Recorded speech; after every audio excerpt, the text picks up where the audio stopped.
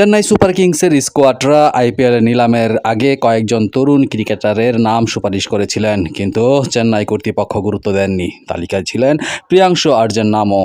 আইপিএলে বিভিন্ন দলের রয়েছে স্কাউট, যাদের কাজ সারা বছর দেশের বিভিন্ন প্রান্তে ঘুরে দলের জন্য প্রতিভাবান ক্রিকেটার খুঁজে নিয়ে আসা। প্রয়োজনীয় ক্রিকেটারের খোঁজ জেলায় স্তরে ছোটখাটো প্রতিযোগিতাও তারা দেখতে যান অনেক সময়। ব্যতিক্রম নয় চেন্নাই সুপার কিংসও। তাদের স্কাউটরাও দেশের বিভিন্ন প্রান্তে ঘুরে নতুন নতুন প্রতিভাবান ক্রিকেটারের সন্ধান দেন চেন্নাই কর্তৃপক্ষকে।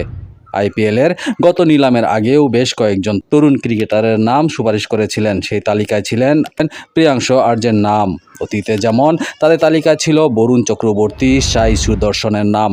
সূত্রের খবর, চেন্নাই কর্তৃপক্ষ সেই তালিকাকে গুরুত্ব দেননি। চেন্নাই কর্তৃপক্ষ গুরুত্ব দেন দীপক হুডা, বিজয় শঙ্কর, রাহুল ত্রিপাঠীর ওপর। একটি সর্বভারতীয় গণমাধ্যমে তাদের প্রতিবেদনে এমনই দাবি করেছেন। সিএসকে একটি সূত্র এই খবর জানিয়েছে বলে প্রতিবেদন উল্লেখ করা হয়েছে। উল্লেখ্য, পাঞ্জাবের হয়ে আইপিএলে নজর কাড়েন প্রিয়াংশু। এখন পর্যন্ত 10টি ম্যাচ খেলে 346 রান করেছেন। তরুণ ক্রিকেটারের স্ট্রাইক রেট 196। কয়েকদিন আগে চেন্নাইয়ের কোচ স্টিফেন ফ্লেমিং স্বীকার করে নিয়েছেন, নিলামে তারা ঠিকমতো দল তৈরি করতে পারেননি। তাদের ক্রিকেটার বাছাইয়ে কিছু ভুল হয়েছে। মেনে নেন তাদের পরিকল্পনায় গলদ ছিল।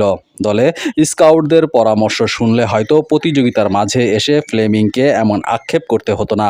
গত ম্যাচে পাঞ্জাবের কাছে হেরে প্লে অফের দৌড়ে ছিটকে পড়ে চেন্নাই। এই প্রথম পরপর 2টি মৌসুমে আইপিএলে প্লে অফে উঠতে পারেনি ধোনিরা।